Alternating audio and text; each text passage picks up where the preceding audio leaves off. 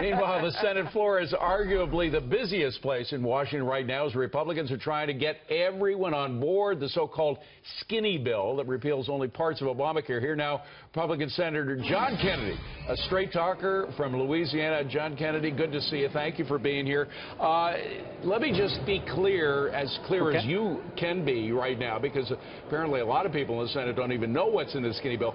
Specifically, what's in there? I know it takes away the mandates, individual and employer, and it cuts, correct me if I'm wrong, but it cuts the tax on medical equipment makers, but does it do anything else?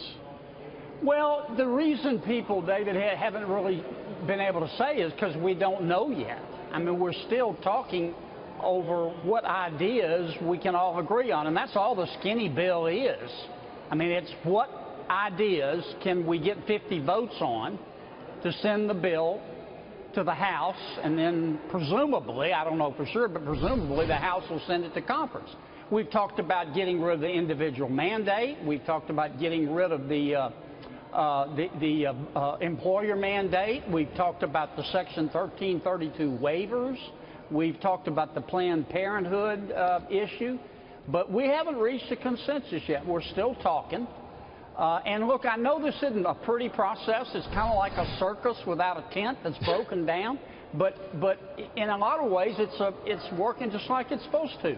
We're going to start maybe tonight really picking up the pace on amendments, and you're going to see hundreds of amendments offered by Democrats and Republicans and independents, and the skinny bill is going to be whatever survives after we start amending this thing. Well, Senator, however you describe Washington, it is a mess. I don't think anybody would argue that, but there are certain realities with regard to the way medical care and payments are going right now in this country that you can't avoid.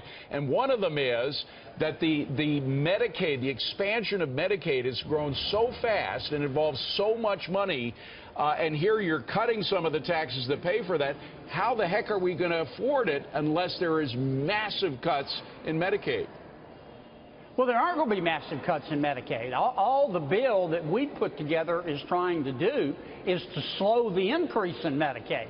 Under the but that's not in this. But that's not in the skinny bill, Senator, is it? That's not in the skinny bill yet. But the process isn't over yet.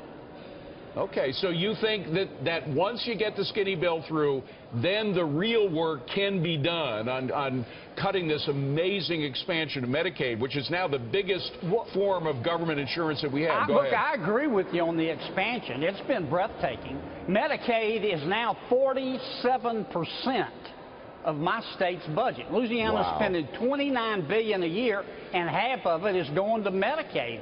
Just a few years ago, it was only 21%. So it's doubled in my state. Yeah, something has to be done. Let me just turn to politics for a second, because there are a number of your Republican colleagues who voted against the repeal measure yesterday. One of them was Senator Murkowski.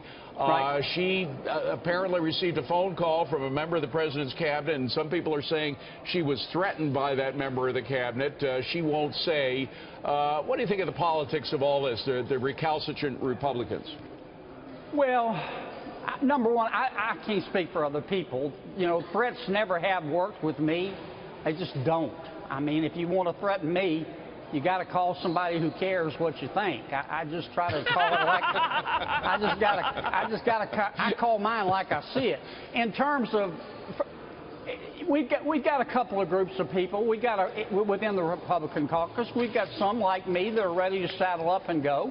We've got others that really are struggling with what the right thing to do is in their judgment.